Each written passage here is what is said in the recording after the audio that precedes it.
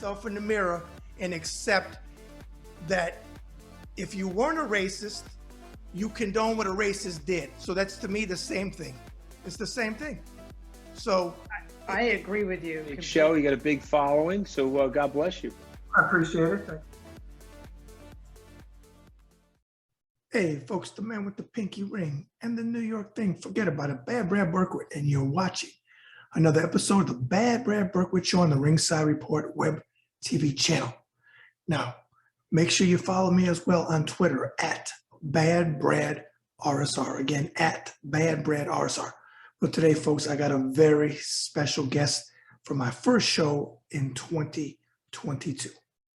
She is the host of the popular Mueller, She Wrote, and the Daily Beans podcast. She's a veteran, which is something near and dear to my heart. And she's done a lot of other things, and she's a major, major activist moving humanity forward. And boy, is she outspoken. So you know we're going to get along very well.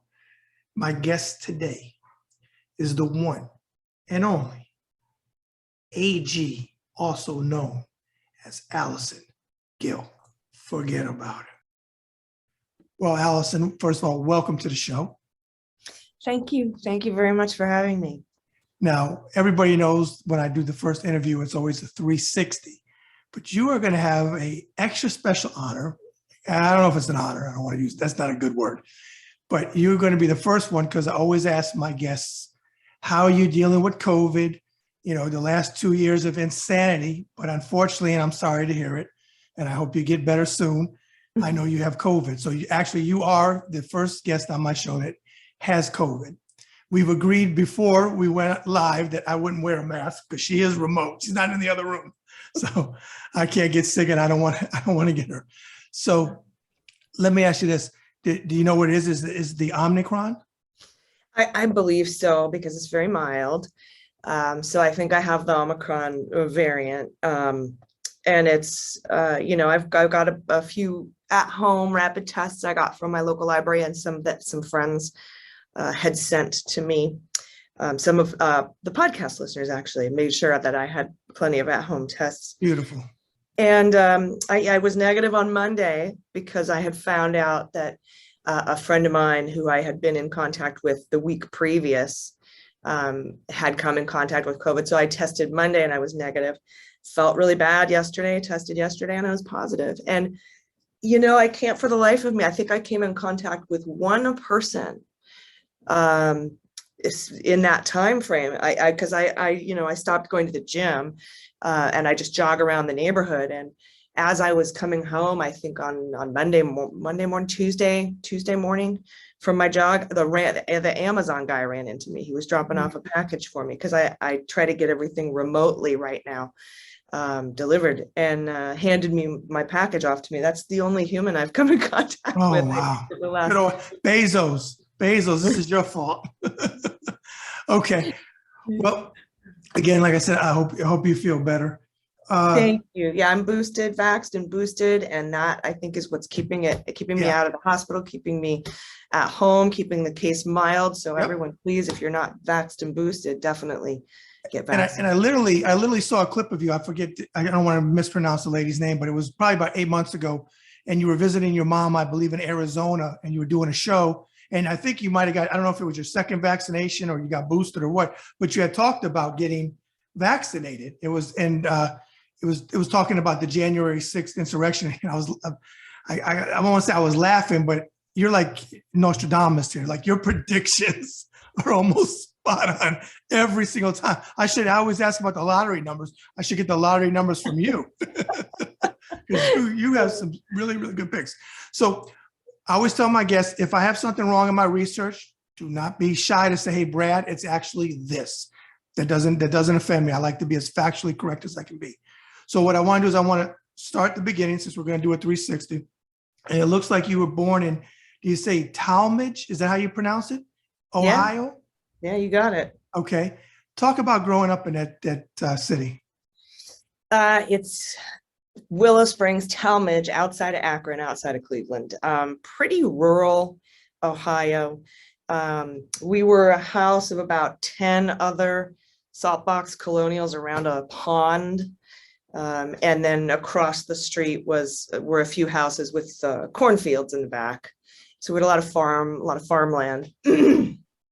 And ice skate on the pond in the wintertime. And it was very, freeze solid in the winter. We were pretty close to the lake up there, the big lake. And it was just, I went to Catholic school and I had a strawberry shortcake lunchbox with pigtails, and it was pretty Norman Rockwell, I have to say. It was a great childhood. My dad had gotten out of the Air Force, worked for Firestone.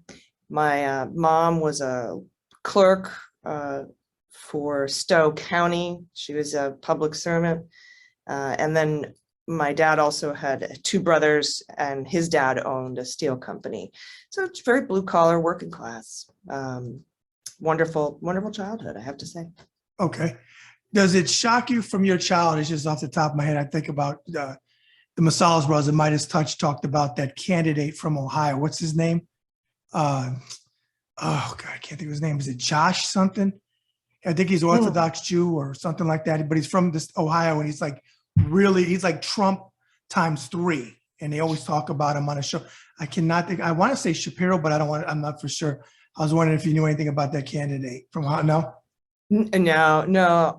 Mostly the focus that that I have is on the congressional candidates. We got Tim Ryan and and that level of candidate. And we left Ohio when I was very young, when I was 8. Okay.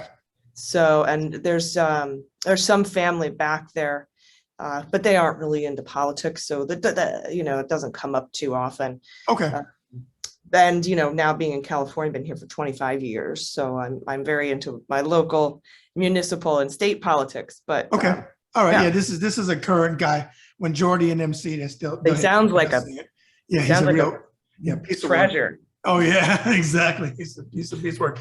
All right, doing research on you, we have some similarities: military service, entertainment, family members that served in the military. So I want to talk a little bit on a couple of those topics. I was a Navy recruiter from 1999 to 2001.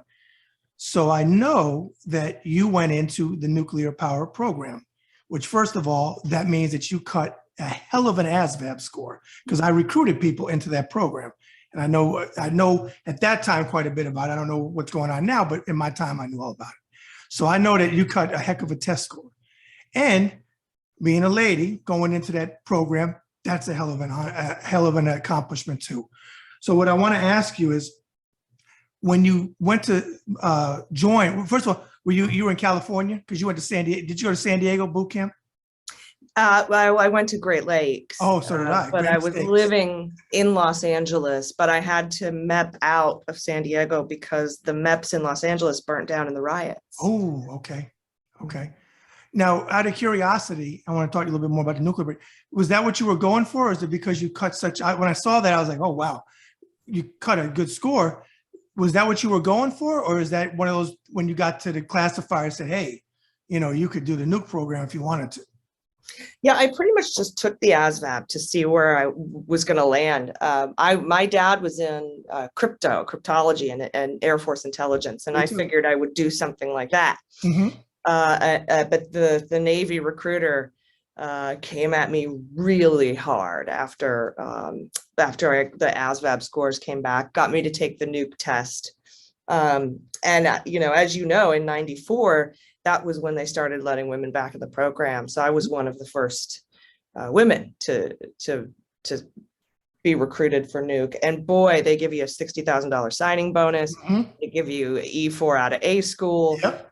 I mean, it's a too good to be true scenario. and that, I guess, was of all the branches and all of the rates, we call them in the Navy, that was the one that they were most heavily recruiting. So that's the one that they sold me on. And man, I have a question for you. Did you guys get bonuses for recruiting nuke women in 1994? Well, no, I didn't recruit. I recruited in 99 to 01. Oh, you don't get bonuses, but you get points. The Navy, and we'll get into it because you're well aware, and you're probably more aware of it your years out. I'll say the military, I just want to say the Navy, but you got quotas and you got all kinds of things that they don't really like to push those because we don't do that. No, yes, they do. And I'll be honest with you, out of all my tours, and I was a CT, that's interesting that your dad was in cryptology. I was a CT and I went to Corey Station, NTTC Corey Station for cryptology school in 90. But they don't like to talk about it. And out of all the tours I had, to be honest with you, recruiting was the one I despised because they attempt to make you do a lot of unethical things, and I wouldn't play into that. So I didn't do well with some of the chain of command because I said, no, I'm not doing that. And I mean, they did some very unethical stuff. You probably heard about it. I can verify it because I saw it. Mm. So, again, it was an accomplishment. Like I said, I know you take the new test. That test is no joke. I put one guy in. Only difficult issue I had was he was in high school, so I had to deal with him all through high school and everybody in his ear giving him stuff about, you're going to go to war, you're going to do this, you're going to do that. So when it comes time to really enlist and take the final, when you go to MEPS and raise your hand when you're really in and you can't run, that was difficult. But when you say 94, in 92 we had tail hook, which that shut us down. I had to go through training like the rest of the Navy. They did stand down. But out of curiosity, you mentioned your father. I'm sorry that I saw that he passed away from Agent Orange. May his soul rest in peace. Out of curiosity, did you join because of your father's service, or did you join because you wanted to get away, or what was it? I think it was probably that duty, that dad service. He was crypto tech, was sent to Syracuse for a 6-month intensive Russian learning program, Russian language program, was told to, and lived with a Russian family for total immersion at an undisclosed location. And then they sent him to Cheyenne Mountain, and then they sent him to Cunea. And so he was doing war games, basically tabletop communications exercises in the event of a preemptive Russian nuclear strike. And he was TDY to Vietnam about 10 times in 1967 to build stations, intercept Russian messages, translate them, decrypt them, translate them, and send them to Clark Air Force Base. And then run, again, these tabletop exercises to make sure our communication systems worked in the event of some sort of preemptive Russian nuclear strike or Chinese uprising, dissident uprising. So very, I thought the whole time you never talked about it, I thought he was fighting the VC. He was fighting the Russians. Yeah. And as you're saying that, Allison, I gotta tell you, and I know you were disgusted as much as I was, and I can imagine your father would have been as equally disgusted, and my father would have been too, when Trump stood in Helsinki in 2017 next to Putin and said, oh, I asked him, and I have no reason not to believe him, that they meddled in the election. What you just said, yeah, I mean, the Republicans are guilty of a lot of things, and I'm not one to take up for them, but I find it hard to believe that some of the old school Republicans would have ever come out of their mouth because they always said Russia was our enemy. And in the Trump administration, we know Russia was our best, Russia, as he called it, was our best friend in his narcissistic mind. So I can only imagine what your father would feel, knowing what he was involved in and hearing Trump say that his jaw would have hit the ground like my father would as well. You were involved in a tragic event and while you was in the military that you talk about quite a bit in the clips that I saw about being raped, and it disgusts me, and it happens a lot in the military, and I'm glad that you talk about it because I don't sugarcoat anything. I loved my time in the service, but I have no problem calling out service members when they're wrong, or the military in general when they're wrong, because I want to be on the right side of history. And obviously, from everything I've seen with you, you do the same thing. What I wanted to ask you is, I didn't want you to go into too much detail on it, but what I wanted to ask you was, you advocate for women veterans and you do a lot of stuff like that. And I have a lot of veterans that watch my show, women and men. And I have a lot of veterans that DM me that some of them don't like to talk about it, but they trust me. So what I want to ask you is, do you have an organization, or do you represent an organization that female veteran could reach out to, that you could put out for the viewers? I at this moment, no. I did work for over a decade for the Department of Veterans Affairs. Right. But my my podcast was investigated, and I was removed from my position surreptitiously by the last administration. Mhm. Still litigating that. But no, but I do always say my DMs are open on social media, and people send me emails, hello@MuellerSheWrote.com, and they DM me quite a bit, ask me for resources, or just advice, and I'm always happy to give it. So other than just representing, just me, I'm, as a person, if anyone needs to reach out to you, much like they reach out to you, because, you're a trusted ear to listen, right? I kind of just offer the same thing. Okay, well, I will add this. If you ever do get involved or of an organization that you stand with, let me know, because I have no problem attaching my name to it and putting it out there. Because again, like I said, there's wonderful things about the military and there's a lot of bad about the military, and I call them both out. I'm not scared to do it. Another question I want to ask you as a former military member, how do you feel about any military member that after January 6th, if there wasn't enough before with the suckers and losers and all the other things that he did, but after January 6th insurrection, how do you feel about a military member that's still, or veteran? It's kind of hard with active duty because they're not really allowed to speak out. They can get in trouble with the UCMJ. So it's more veterans.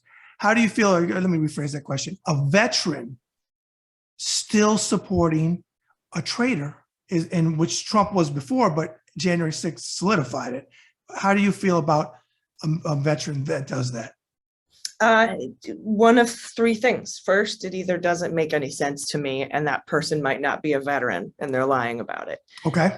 I have personally caught at least 15 or 20 people in lies about having served that are, defending Trump. Number two, there's just some sort of cognitive dissonance or Dunning-Kruger effect or something that's happening, because again, I emphasize, as I did in number one, it doesn't make sense. But number three, hey, this is America. And what I signed up and sacrificed and fought for was everyone's ability to support whatever political candidate they want and make whatever statements they want. Does it make any sense whatsoever? No. But free speech is 1A is 1A, free speech is free speech. And as long as it doesn't infringe on the rights of other people, it doesn't. Now, of course, and I know that there is speech that is not free. And inciting an insurrection against the United States is not free speech. What Mo Brooks did that day, what Donald Trump did, what Junior did, what Rudy Giuliani did that day, that is not protected speech. What Sean Hannity was texting behind the scenes is not protected press 1A speech. That's being political at a political advisor, and he needs to testify about what he said and what he did and what he knows.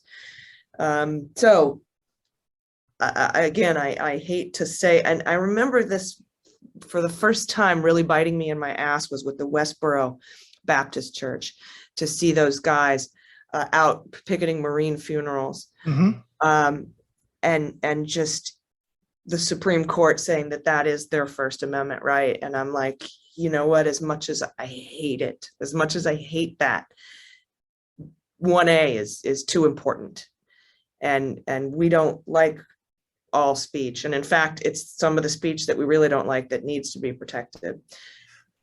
So I hear personally, you. they're Nazis, and it makes no sense to me. Right. I hear you. No, you know something, and I agree with part of what you said, and I disagree. And that's what's so great about America.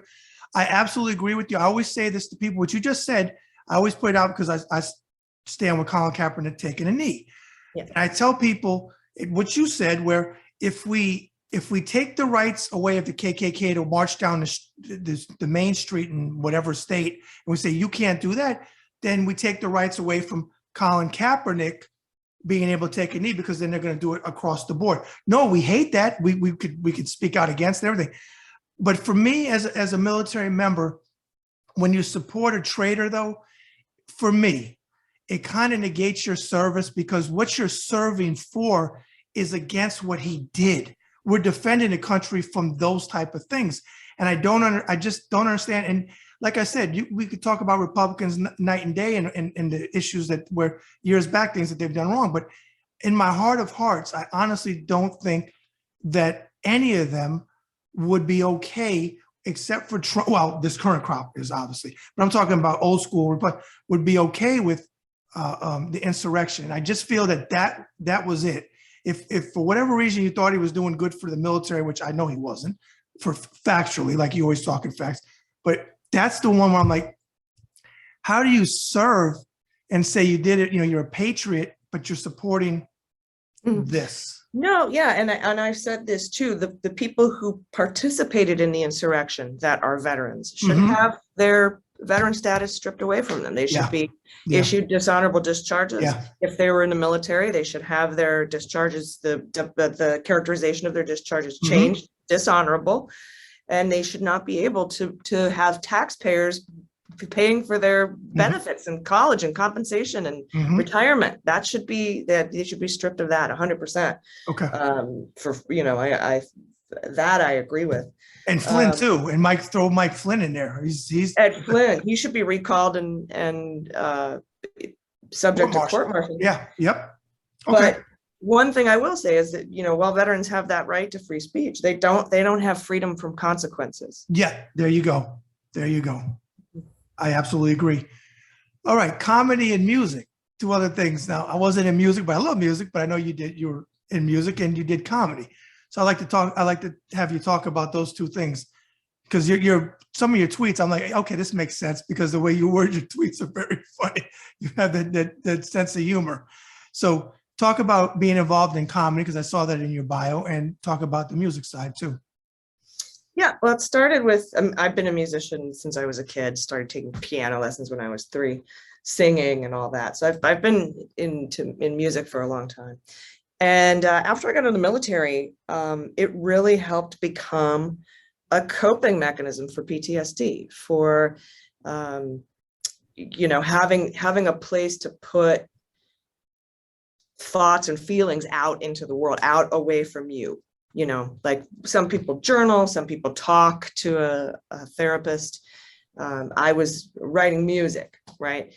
And eventually that music, and I grew up loving comedy. I never thought for a second I'd ever be a comedian, but it sort of happened by accident. I was at a show at 4th and B in 2004. It was Liz Phair and the Flaming Lips. And I love the Flaming Lips. And that's an odd combo, right? You wouldn't expect to see Liz Phair opening up for the Flaming Lips, but she was there. And nobody's really paying attention. Everyone's waiting for the Flaming Lips. But then she starts singing a song called Hot White Cum. And everybody like, what? And they look at the stage and they're like, did she just say the hot white cum? Did she just say that? And she says it again. And everyone's like, oh my God, she says it again. And I had been playing music out for a while at like bars, coffee houses and stuff. And it's usually background, you play whatever, Living on a Prayer, or, or some of your own music, and you're just sort of in the background. But Liz Phair got everybody's attention. And so I was like, I need to write songs about cum. That's what I need to do. I need to write songs about drinking and fucking. So I started to write some funnier songs and was playing them out and around at an open mic I was hosting. And eventually my set became all funny songs and then funny stories in between. And a friend of mine from the world famous Comedy Store came up to me at one of the open mics and said, hey, you should come do a set at the Comedy Store. And I'm like, I'm not a comedian. And he's like, yeah, you are. And so I went and I did my first set at the Comedy Store. I absolutely loved it and thought, well, I better write some jokes. So I started writing jokes, and a lot of my jokes had a lot to do with what happened to me in the military. It was another coping mechanism, right? And, trying to put it out there, make it relatable, get it off and out of my chest, something that you can laugh at instead of something that makes you cry. And eventually the music sort of went away and it was just all stand up, and started doing, the improv and the store in Hollywood and getting on some really great, nice, big shows. And it was a lot of fun. I did that for about 10 years and then started the podcast, and we have a pandemic. And so, I never went back to it. I've just been podcasting ever since. Well, your tweets have your humor. I love your tweets. You put out fantastic tweets. And when I'm doing the research, like click light bulb. It's okay. This all plays in. So I got to ask you, because I love the Flaming Lips, and it's not a group that everybody talks about. I've got, Yoshimi. I like that one.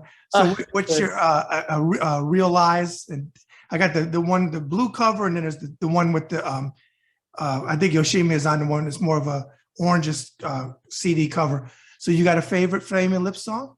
It could go all the way back to Tangerines, but Okay. I really do love Yoshimi and Yoshimi Battles the Pink Robots. Mhm. That's the tour they were on in 2004. That's almost 18 years old. I know. And they also put out a great record called Zyreka, Okay. which was 4 CDs or 4 record albums that you had to play on 4 different CD players or 4 different turntables all at the same time. Oh, no kidding. Yeah, and it was meant to sort of get off track, but it still all worked. We had a big Zyreka listening party. They lost a lot of money putting that record out, but they didn't care. They were like, we have to do this.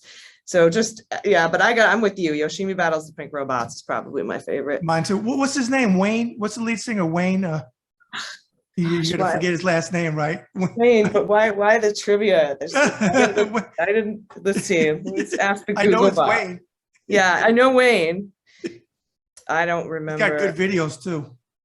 They do, and I remember we'd go to their shows, and he'd crowd surf in a giant inflatable plastic ball. Yep, I've seen clips.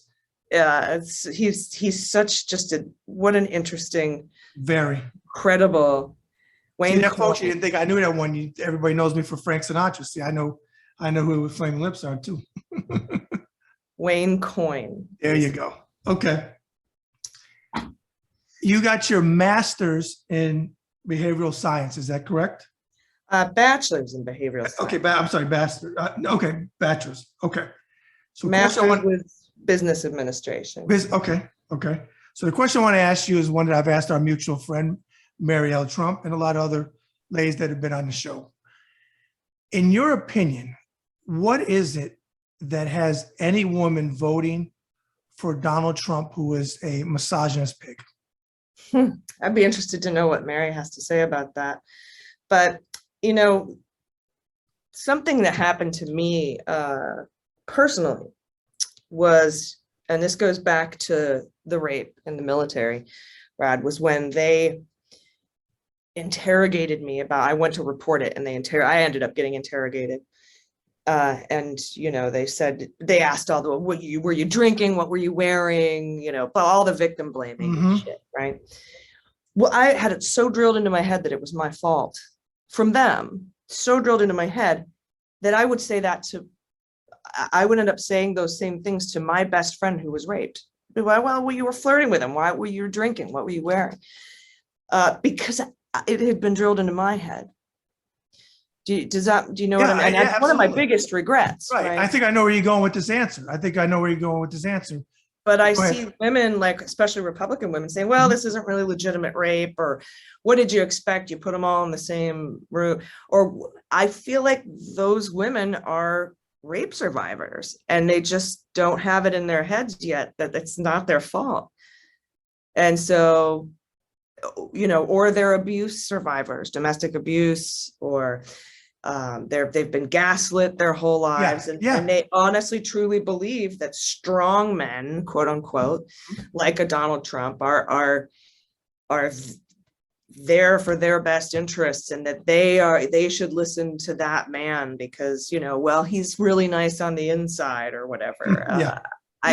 I feel like it comes from a place of abuse, and I don't know, because I rarely have the opportunity to ask those women who make those kinds of statements if they are also victims of abuse, or I should say survivors. But I feel like to go from victim to survivor, you need to recognize that it's not your fault. But I don't want to put anybody in categories like that. But that's what I think. I'd be interested to think what Mary thinks about that too. Okay.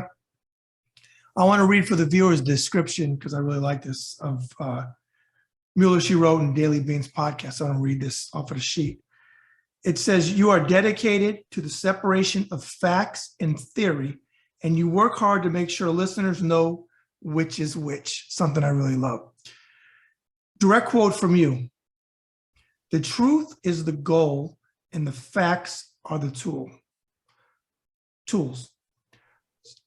I swear we're like separated at birth because I feel the same way. There's some tweets that you put out that the left isn't crazy about because you call it the way it is. I mean, whatever it may be, but you call it the way it is. Some of it may be our opinion, but you like to base your stuff and your tweets in a lot of hardcore facts.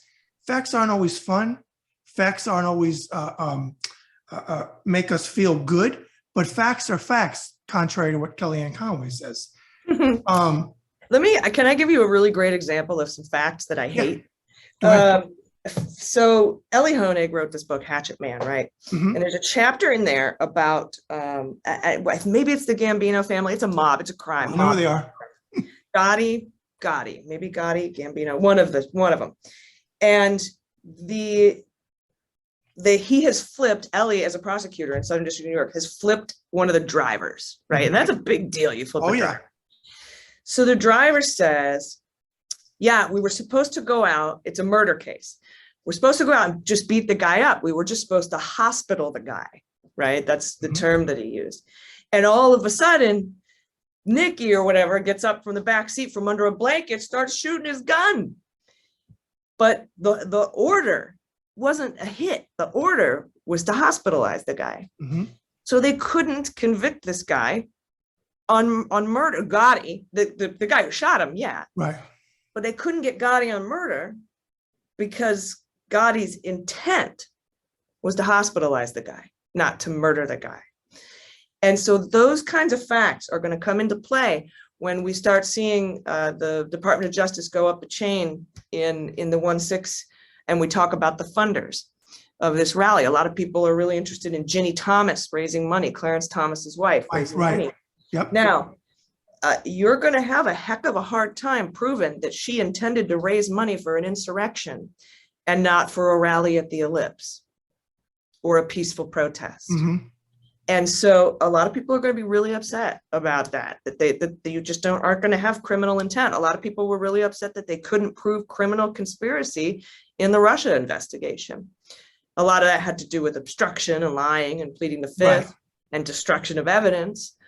But if you don't have the facts, you can't make the case. And a lot of people feel that that's justice denied, but it's not. It's actually justice applied. Okay. And it sucks because we all want to see him, locked up for treason, but that's not going to happen. It's going to be something boring like obstructing an official proceeding, 1512 C2, or what we want it to be seditious conspiracy. Right. But that's harder to prove, and it doesn't have a lot of precedent, and so. You go for what you can get and what you can convict on and what you can maintain a conviction on, because if we lose this case, that's the end. Yeah, I agree. But yeah, facts are pesky things. Yeah, but they matter. They matter. And you can twist them and turn them all you want, but they're still facts. And that's what the Trump administration loved to do, which drove me completely nuts. Your podcast, was it because of they're obviously based on, you talk about a lot about the report, but was there something before it that made you want to do the first podcast that got investigated and cost you your job at the VA? Or was it the report? It was something else. I was watching right around October, right around getting close to Halloween 2017. Trump had been in office 10 months, and Mueller had been appointed about 5 months before that, and 4 months, about 4 or 5 months in May of 2017. And there was a lot of parallels between the Trump-Russia investigation and Watergate, a lot of parallels. And so MSNBC was doing a rerun of a documentary they put together called All the President's Men Revisited. I think they did it in 2013. Okay. And like the 40th anniversary of Watergate or something like that. And so I was watching that, they had all the talking heads, Lawrence O'Donnell, Chris Matthews, Rachel Maddow, talking about Watergate. And I'm like, you know what? I bet in 30 years, they're going to do a documentary on the Mueller investigation. And this is going to be an historic investigation. I want to be part of that. How do I be a part of that? Because I was looking everywhere for Mueller news, and I was having to find it in 100 different places and put it together and make sense of it. And I was like, I can't be the only one looking for the Mueller news. And so I decided, hey, podcasting, it's accessible to everybody. I don't have to have gone to Columbia Journalism School to start a podcast. As we know, as you know, and I know, anybody can start a podcast, right? And so that's what I did. I just set up a couple microphones in my kitchen. I put out the word to my local comedian friends because I wanted it to be funny, so that people would pay attention. Because if you just give them lists of boring news, everyone will tune out, or it's too harsh. The reality of Russia interfering in our free and fair elections is a harsh reality. It's a hard pill to swallow.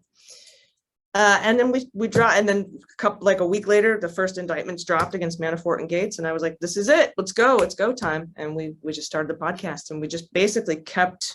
It was a weekly, ongoing diary of what was happening in real time in that investigation as we learned it. Okay, so out of curiosity, did you think that it would nail them in the end when it came out? At first, I think everyone was very hopeful. Mm-hmm. But as time went on and I learned more and more about the Office of Legal Counsel memo that says that you can indict a sitting president, knowing more, doing more research about who Mueller was, an overgrown Boy Scout who was going to follow the rules to the grave, Mm-hmm. It started becoming clear, and I started putting out tweets, hey, Mueller's not going to save us. He's not a messiah. He's a prosecutor.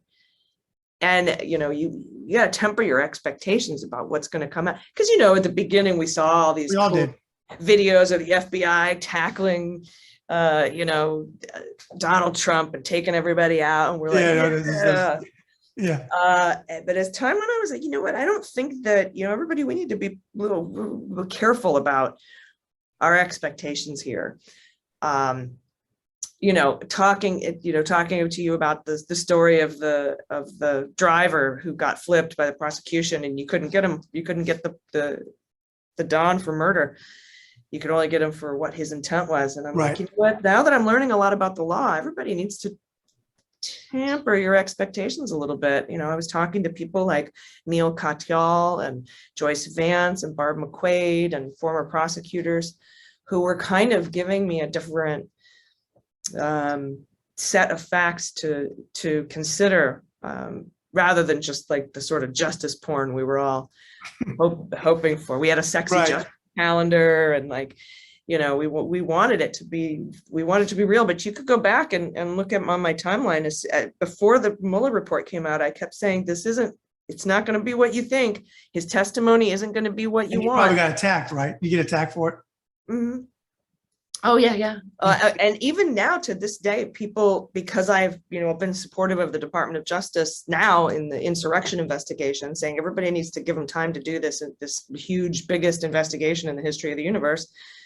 Everyone's like, whatever, you thought Mueller was going to save us all, and I'm like, no, I didn't. It was the opposite. Why do you think everybody just sort of kind of has twisted this idea of me, or maybe they're getting it from other accounts who are accusing me of, I don't know.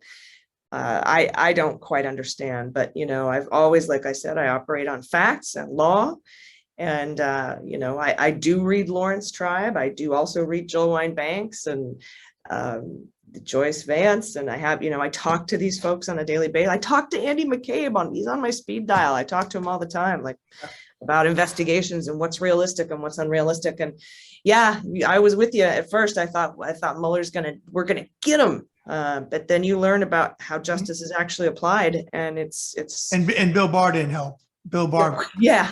Kibosh. Well, that's another thing too. People blame Mueller a lot for the Right. Bill what Barr happened. did a hell of a job. But yeah, he put out his own findings, Yeah. sat on the Real Report for 3 Yeah, weeks wasn't it to go on special? a spin tour, and Rosenstein curtailed the hell out of that investigation too. And of course, Mueller was operating under the threat of being fired. Yep. People forget and that so- part too. So he couldn't.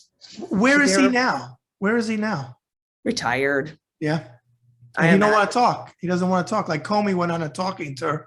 He didn't do anything. He just faded away. He ain't, yeah, he's not a guy like, he's not a microphone guy. He's not a Rudy Right. Giuliani. He's not a Comey. He's not a grandstander. Right. Like you mentioned earlier, you worked for the VA, you said 10 years, 11 years? Yeah, a little over 11 years. Okay. So how does that go down? I'm curious. You come out with the podcast that someone obviously hears it of note, and then they get to Trump. Is that right? Trump put the kibosh, or had his people put the kibosh? I'm still looking for those documents Okay. through FOIA requests, but my supervisor and his supervisor had retired as soon as a month before Trump came into office. Okay. They were like, we're out of here. We don't need this. And I was offered my supervisor's job in DC. And I said, nope, can't move to DC. I live in San Diego. My family's here. My elderly parents are in Phoenix. I need to stay close to them. I can't move to DC. So they knew I couldn't move to DC. And at the time, there were two people in doing what I do in the country, one on the East Coast and one on the West Coast, because I was the TRICARE liaison to the Department of Defense, and we have a West region TRICARE and we have an East region TRICARE. And I was West region. That's my medical. And I was West region TRICARE, San Diego headquarters. Okay. Makes sense. I live in the West region. Well, in April 3rd, to be exact, of 2019, on your taxpayer dime, my new supervisor, who got the job I was going to get, but I didn't, but I turned down, my new supervisor and his new supervisor, Trump guys, flew out on your dime to San Diego for the weekend, took me to their hotel and told me that my job was no longer available in San Diego and it was moving across country to Washington, D.C. And I could either move with it or be fired. And as we know, I took my leave. I just took all the leave I ever had in the world saved up, and I took 12 weeks off. I had decided, fire me, I'm not moving to DC. The day I got back, August 3rd, August 6th, excuse me. Interestingly, the same day the Washington Post reported that Mick Mulvaney had been recorded talking to some donors saying, hey, we found a way to get rid of federal employees we don't like. We move their jobs across the country. And that morning, after that reporting came out, I was like, nah, like, Yeah. who am I, right? Who the fuck am I they going to do this to? Nah. I get a call that morning. This is a fact-finding investigation about blah, blah, blah. And I was like, oh, what? I thought it was a welcome back, from leave, but it was an interrogation. And I said, I'm going to need my lawyers. Like, no, you aren't entitled. They denied me in representation during the call, said I had to answer their questions, and started asking me questions about my podcast. Wow. Yeah. I bet you're like, what the fuck? Talk about like some fucking like Nazi shit, right? Like, no, you don't get a lawyer. You must tell us. Are you AG from Mueller, she wrote? No, I'm not. I'm What are you talking about? Like, I've been telling dick jokes for 10 years and you've been fine with it. But now that Trump is the dick joke, you have a problem. Yeah, because he had a small dick. He's a walking dick. So, and also I was noticing too, which probably has a lot to do with your aptitude, because I know you're smart as hell, but you moved up GS ranks pretty doggone quick, which, and you would know this better than me. I worked with civil service. I had my Navy mentor that got me into the CT field was retired senior chief, and he was civil service. And he's the one who told me, I want to go into the field. But I was always told young when I was stationed at Naval Hospital, Pensacola, that it almost takes an act of God to fire a civil service employee. Because you see a lot, just calling it like it is.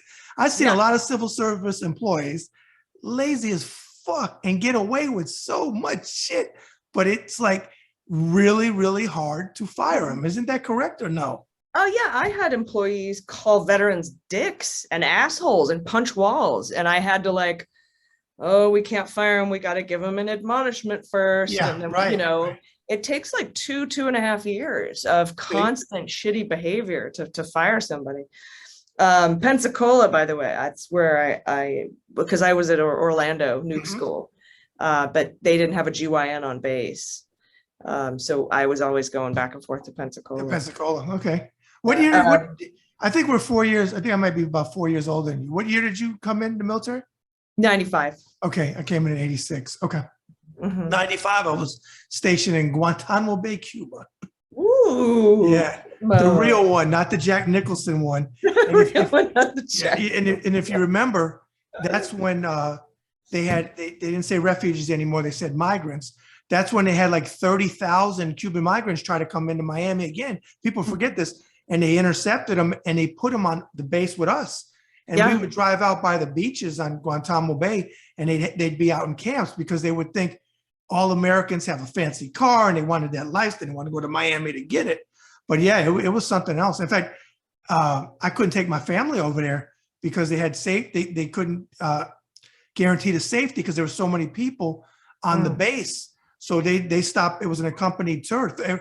It was 30 months accompanied instead of 36. If you had family members, it was usually 36 months, and unaccompanied was 24 months.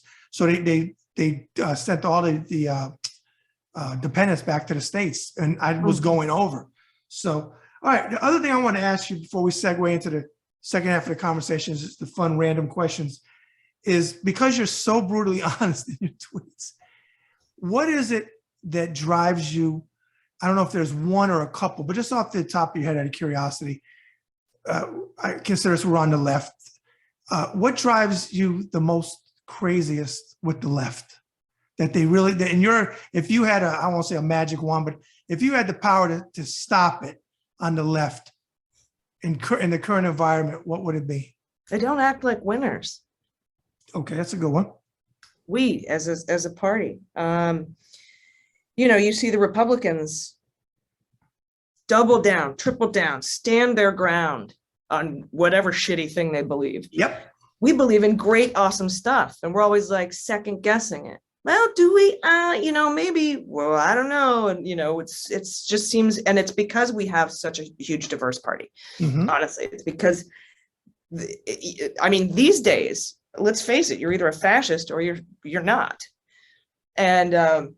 And so, we try to be very welcoming to everybody in the party. And so you're going to have Joe Manchins and you're going to have AOCs and the squad and everybody has a voice and a thing. But I guess the thing that really bums me out is that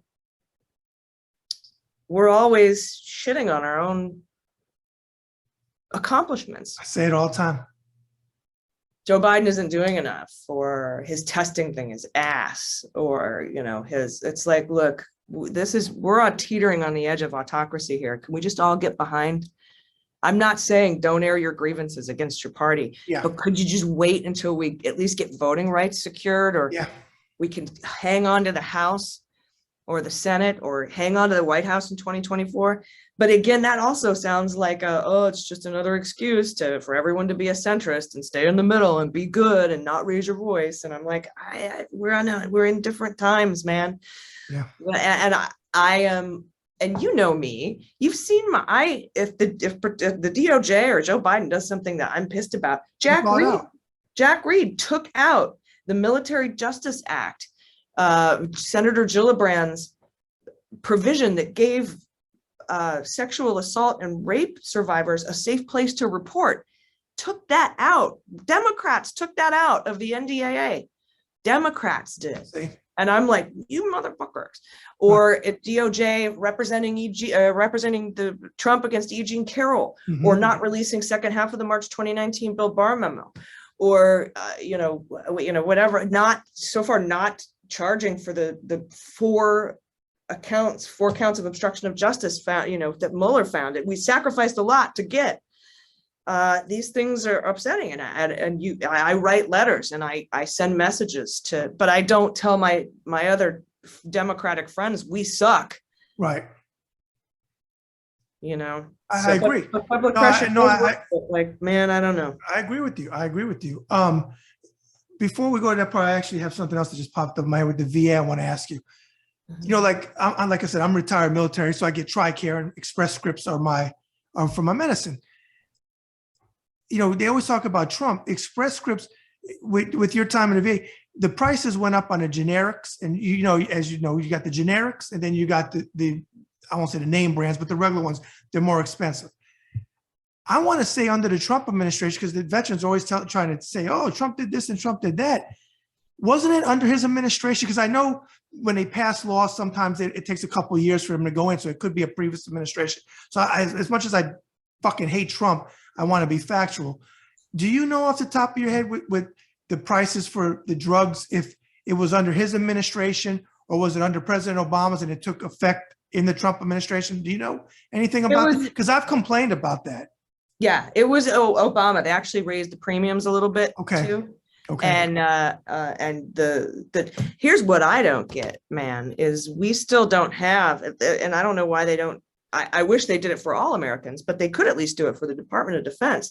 You guys don't have bulk prescription drug rates like the VA does. The VA worked out a deal with big pharmaceutical companies a long time ago, giving the VA bulk buying. All of our drugs are $8, through the VA. Okay. So I would recommend seeing if you've got VA, if you don't have to means test into it or anything, but if you've got VA, depending on your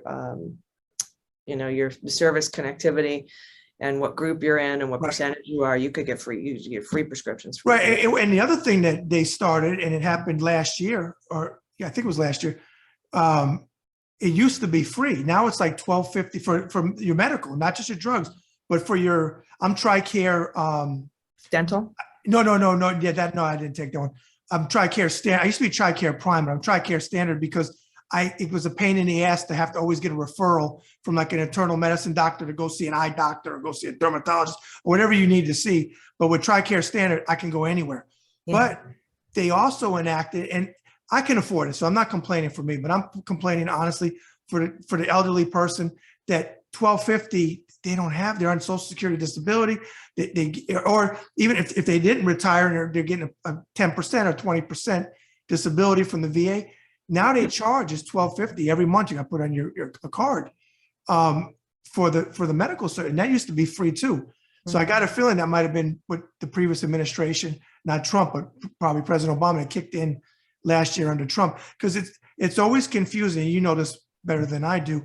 When you see like fiscal year, however it says it, and when it's something passes, so you're like, okay, wait a second. Trump was the president in 2017, but it wasn't Trump's administration, or it might have been Bush and not Obama. You know what I mean? How it goes. And those were changes enacted by the Republican Congress under Obama. Okay. Yeah. Gotcha. Mm-hmm. That's one of them, the steps they try to take to inch close to privatization of our TRICARE and our right. VA. Right. You know what? The other question I want to ask you about the VA, and from the first year you went into it to today, do you think it's moved ahead for the veterans, or do you think it's digressed? It's moved ahead, light years ahead. I first went to the VA as a patient in 2006, and it wasn't great by any stretch. And started working there in 2009 and then left in 2020, and it's come miles. And of course, and this, like it depends on the VA, right? Right. Yes. One VA, but here in San Diego VA health system is fantastic. I walk in and walk out for most stuff, labs, mammograms, tests, x-rays. If I need an appointment, I'll have one within 7 days. They do a lot of telemedicine now. That's taking over, and that's making it a lot easier. So they've gotten really good, especially with the Choice Act, which was signed by President Obama in 2014, gave an additional $10 billion in resources to the Department of Veterans Affairs. We're finally starting to see the impact of those expenditures and that appropriation. So it's going really well. And as you know, everything is just so slow. It's the fucking government, man. It just takes forever. But we're finally starting to see some of that impact. And I really do have to say it's good. I don't know too much about our new McDonough, our new secretary there at the VA. I know he's not a veteran, and that upset me. But we'll, almost for the VA, no news is good news. Yeah. Oh, it was a fucking mess. I mean, I knew some people in it. Under Trump was, first of all, he talk out of his ass. He doesn't know shit about anything. Right. And he was putting people in it knew nothing. It was a mess. And my heart goes out to the veterans because and we had those 3 guys running it from Mar-a-Lago or whatever. Yeah, oh God, don't even get me started.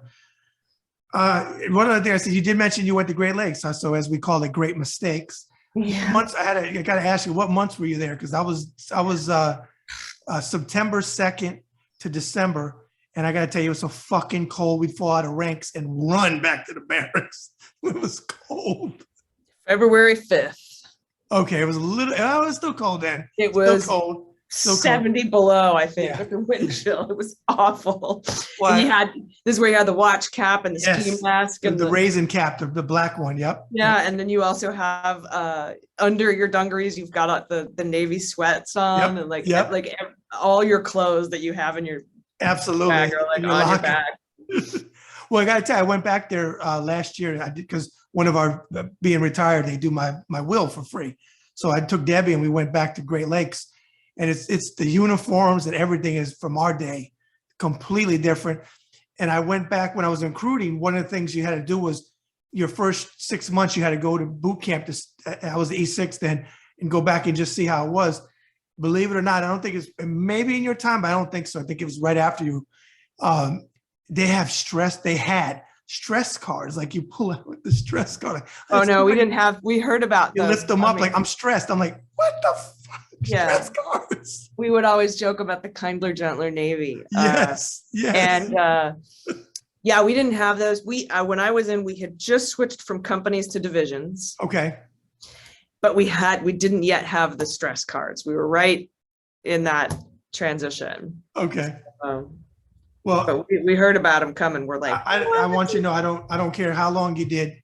Your intention was to defend our country, and I remind people, because people, I always say, fucking people that have an opinion on the military, they never, half of them or a lot of them never even served in the fucking Salvation Army, let alone the United States Army. But they have an opinion like Colin taking a knee and all of this stuff. But they don't realize, as you know, we raise our hand to the Constitution, not to the American flag, not to what a lot of these people say. And I'm not a flag burner. I'm not all about that. But they change the narrative because they don't know what the fuck they're talking about. yeah, or they say it only counts if you're a Republican veteran or if you're a combat veteran. No. You know, and they don't, because we all signed up with it, knowing we could go to combat. And exactly. And like I tell people that talk that shit, and you noticed, Allison, we don't get to, that's why it pisses me off, the vaccination shit. I don't know how the fuck it wasn't a choice. I know you got shot with those air guns just like I did. You walked through, they hit us in both arms. They gave me a shot in the ass. I think it was called bicillin. You had to roll around and peanut butter, a golf ball, and and the next day, if you were the top bunk we companies, I was company 323, the top bunk, you came out, your fucking leg went this way and the other one went that way, and you went down to that hard ass floor. They would give you the vial of frozen thing, and you had to sit there and warm it up, and if it wasn't melted by the time it went into your ass. Yeah, exactly. And don't move with them air guns. Remember them air guns? They hit you in the both I was sides. bleeding. Yeah. Oh yeah. Yeah. But now I'm not getting vaccinated. Okay. Mm-hmm. Second part, these are just fun. There's no right or wrong answers. This is what's going to give people really a 360 of you. Let's start out like this. What is your favorite genre of movies? Is Tim Burton a genre? Yeah. Yeah. There we go. He does sci-fi. He does horror. I mean, that's Tim a Burton, genre. Danny Elfman. Okay. Yeah. Yeah, Danny Elfman. So you like the music. Danny does the music, right? Yeah. It wasn't there. Was Danny in Oingo Boingo? He was the lead Okay. singer. Look at that. See, Yes. everybody thinks I don't know that much. That's two. Flaming Lips and Oingo Boingo. What favorite Tim Burton movie? Edward Scissorhands. Liked it with Johnny Depp. Okay. And Vincent Price was in that. Yeah. He did it. I think didn't he do a voiceover in it too? I think he did a voiceover because he was like up in the house, right? I think that was Vincent He was the Price. father that passed. He was Edward's creator. Yes. Yes. Yeah. That had died before he could give him his hands. Winona Ryder, wasn't she in it? Okay. Yeah. That was 1990. Wow. Anthony Michael Hall. Yeah. Yeah, and from 16 Candles. Yep, Anthony Yeah. Michael. Okay. This is a hard one, but do you have a favorite movie or a go-to movie that you could always watch? Breakfast Club. Breakfast Club? Yep. No kidding. Who's your favorite character in Breakfast Club? Bender. Johnny Depp. That's Judd, right? Yeah. How did I know that? Because you Or were not Johnny Depp. Judd Nelson. No, excuse me. Judd Nelson. Yeah. Yeah. Okay. Well, where is he today? Is he still around? I don't see him much. Yeah, I don't know. You know what I liked him in? Did you ever see New Jack City with Wesley Snipes? Yeah, that He was was really a crazy good. cop in that. Judd was. Okay. Who is your favorite actor? My favorite actor, like of all time, Mhm. like who I think the best actor is. Who you like? It doesn't matter if they're the best. They could be a lousy actor, but you like them. It doesn't matter. Damn. That's a really that's a hard one. That's a really hard one. Paul Newman, I think, is probably one of the greatest actors of Love him. in history. Okay. So what's the role that pops in your head first for Paul Newman? The Sting. Love it. Love it.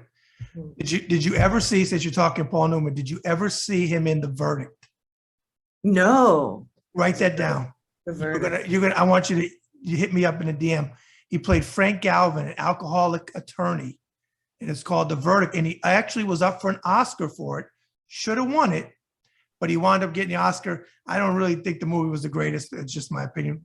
I love The Hustler, but The Color of Money with Tom Cruise was so. Yeah. He won the Oscar for that. I think they, because they didn't give him one for The Hustler, they felt like they had to give him one for Yeah, Color. no, they didn't give him one for The Verdict. The Verdict he was up for, but Oh no, but I mean when he got his Oscar for Color of Money, I Right, feel like he was right. making up for the fact. for The Hustler, exactly, which The Yeah. Hustler was great. Okay, Yeah. now flip that. Favorite actress?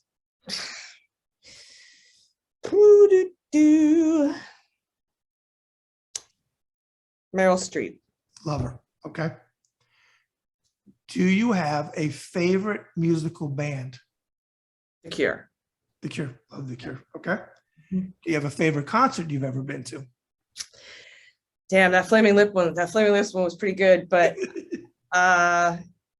you know what was really, really good? And I don't even really like these guys too much. But when I saw at Lollapalooza in 91, I think, Alice in Chains, Good band. man, they put on such an incredible show. And it's not necessarily my cup of tea either, right? I wasn't into I was a Right. Pearl Jam. I wasn't into the grunge scene too much, but man, that was such a good show. They had this big like chains dropped Mhm. like in the background, and it was Well, just I can't now. I don't want you to look it up. You don't have to, but I'm pretty sure the lead singer. I watch a lot of Dan Rather's The Big Interview on Access TV, AXS TV, and I think AXS, right? yeah, right. And Dan Rather does a fantastic interview show, and I'm pretty sure he interviewed the lead singer from Allison in Chains. I can't think of his name. It's I don't know why I'm thinking with a D, but Lane Staley. that might have been him. But if it wasn't him, I'm trying to think. Did he used to have dreadlocks? Or are you also thinking of like maybe Chris Cornell, who was No. I know Cornell. He committed suicide. yeah. No, Yeah, this guy's still alive. I'm gonna have to look it up. Okay, so do you? Lane's has passed away. Chris is gone. Okay, Yeah. no, that's not him. It wasn't him. It's a more recent. I can't think of the name of the guy. He was real big during that scene. Favorite. This is solo. Favorite male singer.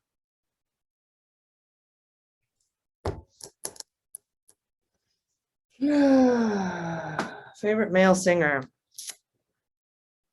I think probably the best voice is Freddie Mercury. Love him. Did you like the movie? I didn't see it, Okay. Raimi but was my favorite songwriter is probably Elvis Costello. Oh, I love Elvis Costello. He got a good interview show too. He was doing a couple of years back. He did an interview show pre-COVID. Okay, so flip that. Favorite female singer, Vocals wise, Bjork. whatever you like. Who? Bjork. Oh, okay, another good one. This one, think about it for a second. And I know you've never been asked this one. Favorite noise or sound?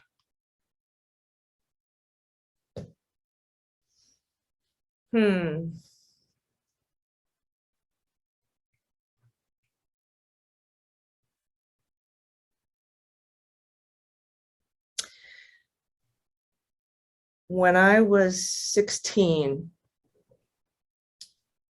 my choir, which was a state regional choir, like a really good choir, went to San Francisco and performed at St. Peter's Basilica. And the sound, the acoustics in that basilica with a full choir was the coolest sound I think I've ever heard. Okay, now I'm visualizing as you're saying. I can just imagine. Okay, now flip it. I got a feeling I might know what you're going to say. Least favorite noise or sound? It's Trump's voice. I knew you was going to go there. As I set you up. I set you up for that one. We didn't practice this before, folks. Okay. Do you have a favorite food? Here in San Diego, I have to say California burritos. Our Baja Mexican food down here is the best in the world. Okay.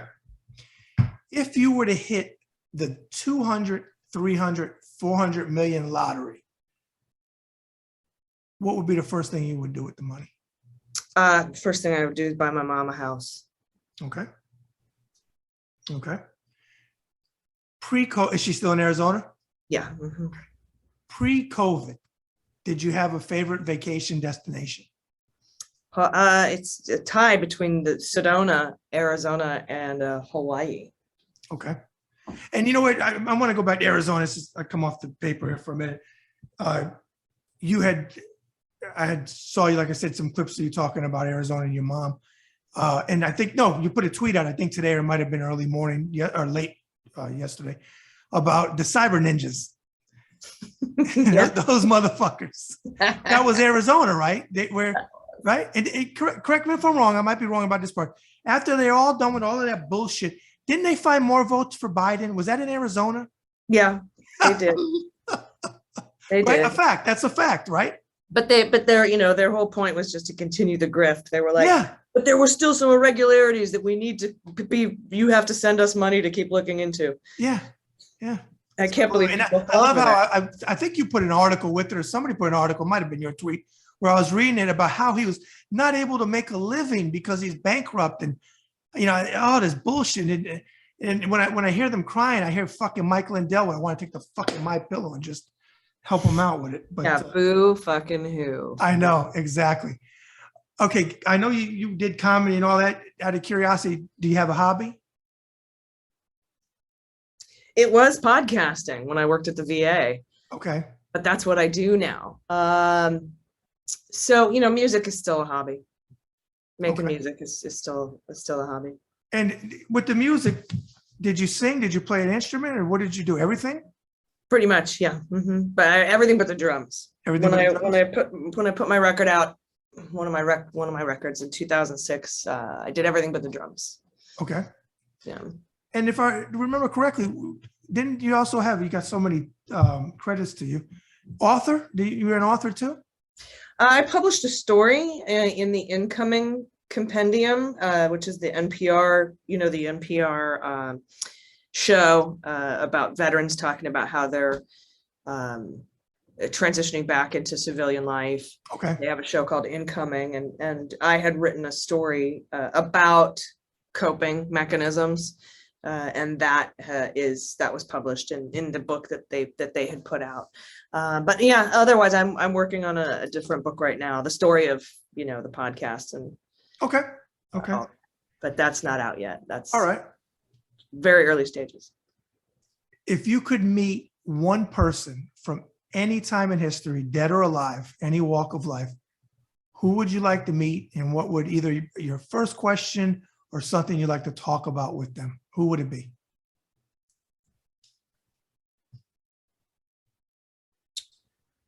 I've been so lucky to meet so many of my heroes through this process of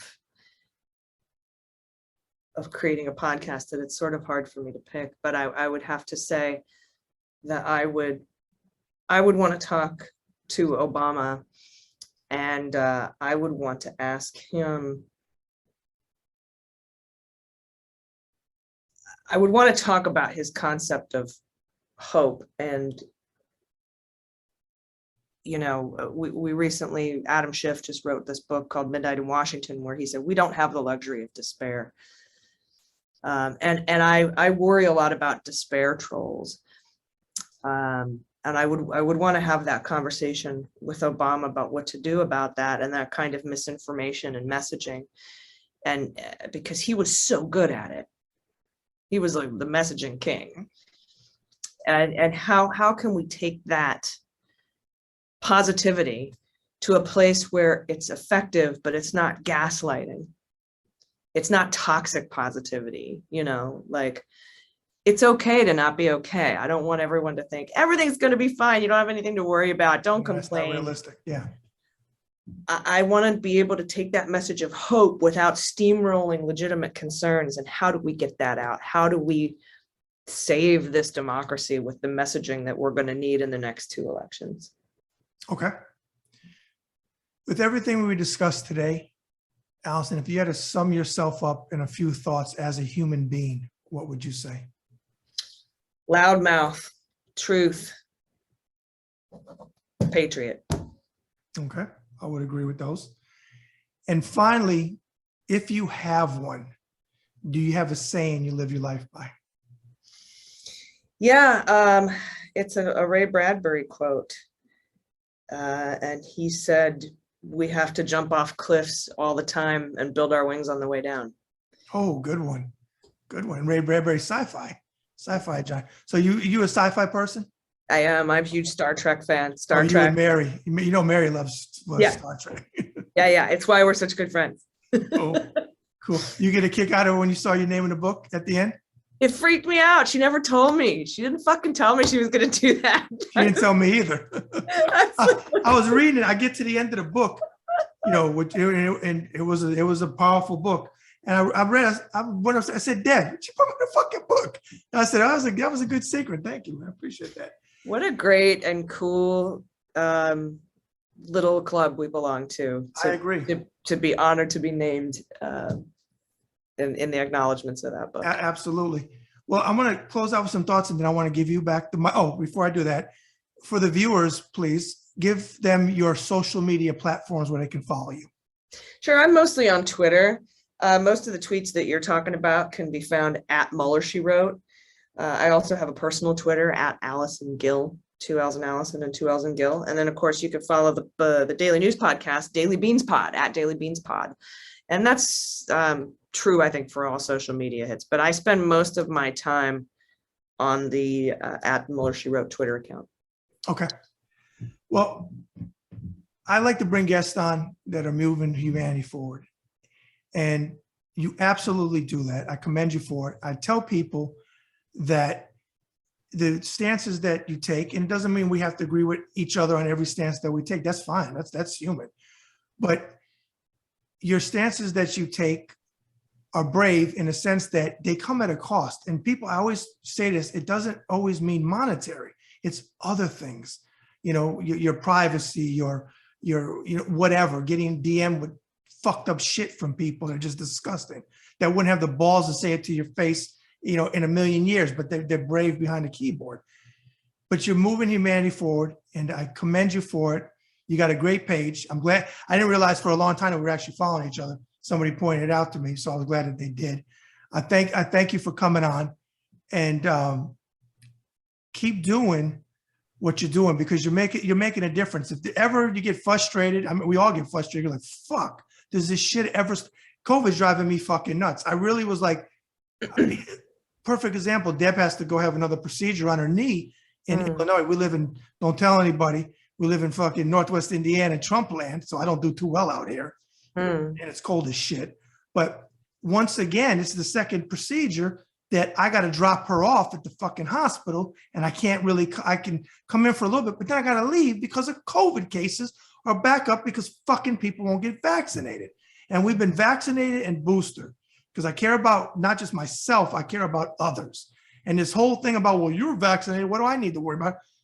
Okay, we can still get COVID. We can still get, well, you got it, and you're vaccinated, but you can't get through that fucking skull of theirs. And Trump's saying now he don't get no points because he's saying get boosted. He's one of the biggest reasons they're doing this shit. Well, and But- look at the monster he's created. The monster They're he's booing him now. Exactly.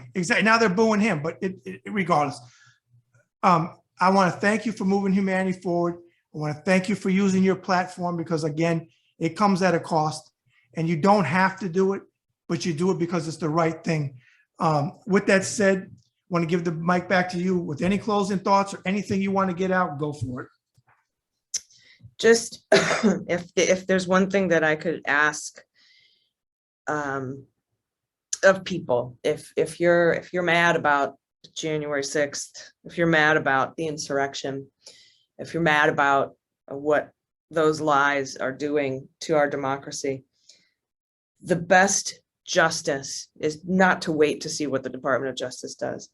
The best justice is to vote, register everyone you know to vote, get everybody to the polls, because if we don't turn out in numbers like we did in the presidential election, and we could lose the House, and we could lose the Senate. And it's every election from now on is going to be the most important election of our lives. I think 2024 is more consequential than 2022. I'm more worried about 2024, but that's the most patriotic and justice-y thing that you can do for the country, for democracy. Okay. And I have to piggyback off of that for a second. Do you think he's going to run in 2024, or do you think he's going to grift? Just keep grifting. I don't think so. I've talked to Mary about this too. He was humiliated in 2020, and he in 2016, when the day he was inaugurated, he filed to run in 2020. Oh, I Right? didn't know that. That day, because he's wanted to fundraise. Yeah. But now he can grift without the FEC looking at him, right? Right. So, but he'd be running, I think, if he were going to run. And he might file to run to try to shield himself from criminal justice by saying, oh, they're just going after me because I'm a political figure. He might file to do that. He's going to say that anyway. He said it in New York, where Tish James is investigating him. He sued Tish James, saying this is political. It's a political witch hunt. Nice voice. It's not. So, I don't know that he's going to run again in 2024, but whoever is, Ted Cruz, Josh Hawley, if they lose, I think we need. I don't think we're going to see the peaceful transfer of power from a Republican to a Democrat ever again in the history of this country. But hopefully, if we pass voting rights, we won't have to. Well, their playbook is going to be, we lost, we got robbed, right? I mean, isn't that going to be the new catch-all? We were robbed. It was fixed. It was rigged. Yeah, and we'll just have to keep spending taxpayer dollars proving it wasn't. Disgusting. All right. On that note, I hope you feel better soon. Get better soon. Thank you. And I will. And again, it's pretty mild, and it's so important that everybody get their booster shots if you can. all right. Well, you take care. You too. It's been great talking to you. Bye-bye. Hey, folks, what did I tell you? Allison was going to be a fantastic guest. The show was fire. And these are the type of guests that I want to have on the Bad Brad Berkwitt show. People that speak their mind, aren't scared to do it, and most importantly to me, moving humanity forward. All right, folks. As we always say, every act of kindness is a little love we leave behind. Bad Brad out. Thank you for watching the Bad Brad Berkwitt Show. Please follow, subscribe, leave comments, forget about it, and move humanity forward.